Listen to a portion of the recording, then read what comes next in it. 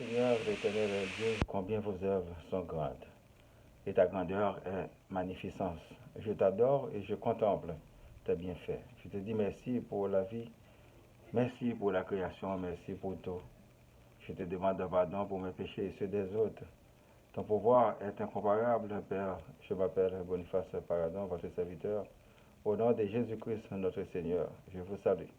Qu'il manifeste son grand amour envers l'humanité, et spécialement ceux qui sont dans son troupeau.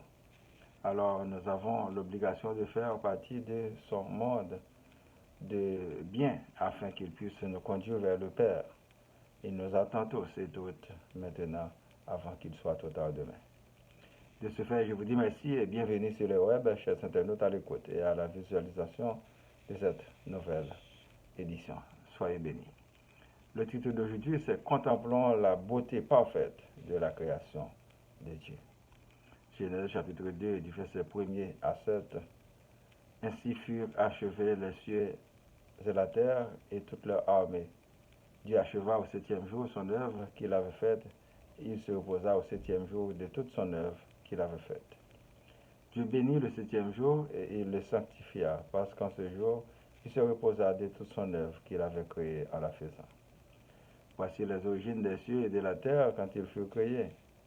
Lorsque l'Éternel Dieu fit une terre et des cieux, aucun arbuste des champs n'était encore sur la terre, aucun herbe des jardins ne germait encore, car l'Éternel Dieu n'avait pas fait pleuvoir sur la terre, et il n'y avait point d'homme pour cultiver le sol. Mais une vapeur s'éleva de la terre et arrosa toute la surface du sol.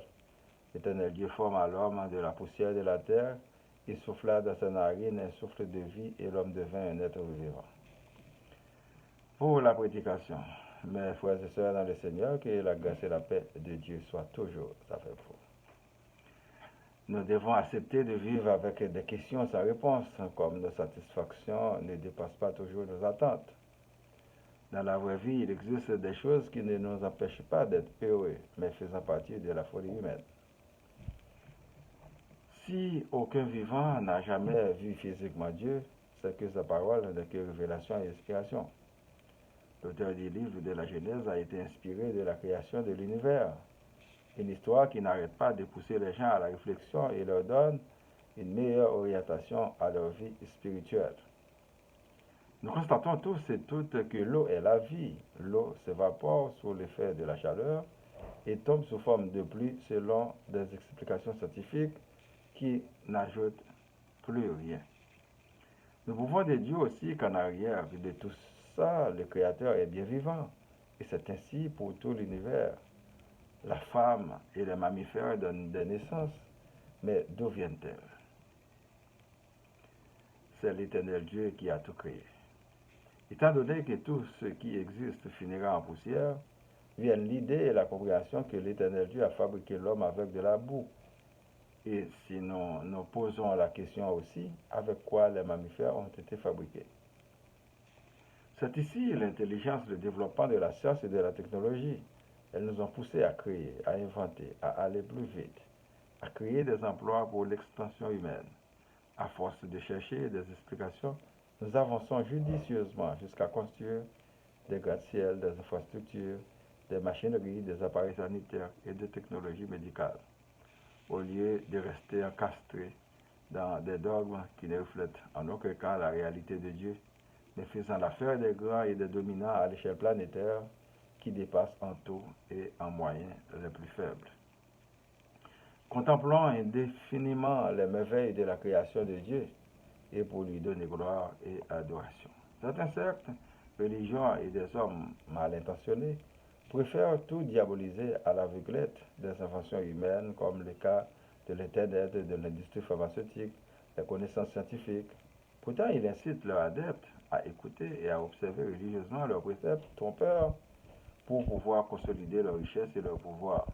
Chacun de vous devrait se réveiller et se battre pour sortir du bourbier. Les mercenaires n'ont pas d'âme ni de patrie à défendre. L'homme a su utiliser le temps et se programmer en conséquence. Nous sommes habitués à un réseau horaire d'une année, 12 mois, 52 semaines, 7 jours, 1 jour, 24 heures, 1 heure, 60 minutes et 60 secondes. une programmation acceptée par une bonne partie de la planète, car il existe des tribus qui n'adhèrent pas à des pays aussi, et des pays aussi où les jours et les nuits sont en décalage d'horaire. C'est l'homme qui les donne des noms, dépendamment de la langue, mais c'est Dieu qui a créé l'homme avec cette capacité d'intelligence. C'est à lui que revient toute la gloire. Quand nous réfléchissons aujourd'hui librement, nous savons que Dieu n'a pas simplement le septième jour, mais en tout temps. N'empêche qu'à cause du travail, surtout dans les villages et les villes, l'homme se repose un jour, se réunit ensemble pour adorer, remercier et donner gloire à Dieu. Aujourd'hui, il y a même 3 chiffres de travail et beaucoup de gens travaillent 7 jours pour pouvoir subvenir à leurs besoins. L'Éternel Dieu savait tout ça. Mes frères et sœurs, il vous demande votre cœur et de s'attacher à lui continuellement pour avoir la vie. Son Fils Jésus-Christ nous a tout enseigné en ce qui le concerne. Il peut vous inspirer de bonnes idées et vous délivrer des personnes, des manipulateurs aguerris. En suivant les préceptes de Jésus, vous devenez une personne nouvelle et civilisée spirituellement.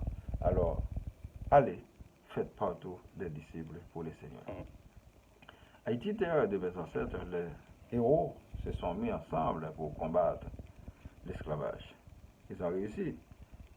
Et nous, aujourd'hui, nous devons combattre énergiquement les gangs, les mercenaires, les méchants, les kidnappeurs de tout acabit, ainsi que leurs financeurs et leurs protecteurs partout où ils se trouvent sur la planète. C'est vous qui souffrez, c'est vous qui s'appauvrissez quand on vous kidnappe. Tout le monde se moque de vous. Pratiquez la légitime défense pour vaincre l'ennemi. Sortons tous et toutes de la naïveté. Nous sommes pris depuis longtemps dans un grand complot.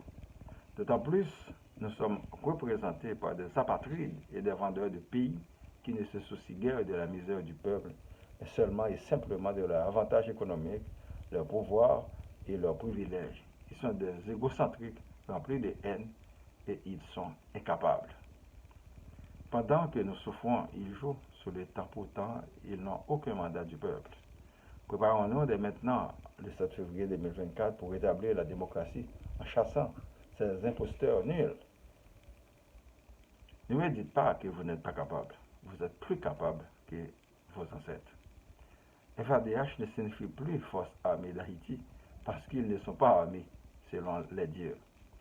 Les gouvernements fournissent des armes aux bandits pour se perpétuer au pouvoir et accélérer l'exode de la population au profit d'autres peuples. Tandis que la FADH est dépourvu de tout. Bande de sans honte. Vous serez jugé un jour pour ces crimes de toutes sortes commis contre le pays. Demandons à Dieu de nous bénir en tout temps, lui qui fait tout, qui sait tout et qui a le pouvoir de mobiliser les puissances célestes en notre faveur. Qu'il nous délivre de tous nos ennemis et de tous nos adversaires. Que Jésus nous sauve, que l'Esprit Saint nous guide.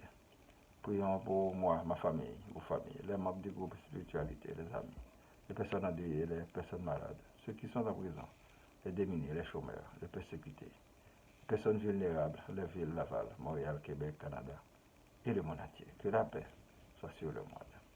Récitons notre Père qui est aux cieux, que ton nom soit sanctifié, que ton règne vienne, que ta volonté soit faite sur la terre comme au ciel. Donne-nous aujourd'hui notre pain de ce jour. Pardonne-nous nos offenses comme nous pardonnons aussi à ceux qui nous ont offensés. Et ne nous laisse pas entrer en tentation, mais délivre-nous du mal. Car c'est à toi qu'appartiennent le règne, la puissance et la gloire, au siècle des siècles. Amen. Et vous souhaitez de passer une bonne journée et une bonne semaine. Lisez et méditez toujours sur la parole de Dieu. C'est votre serviteur, Boniface Parada. Merci et à la prochaine.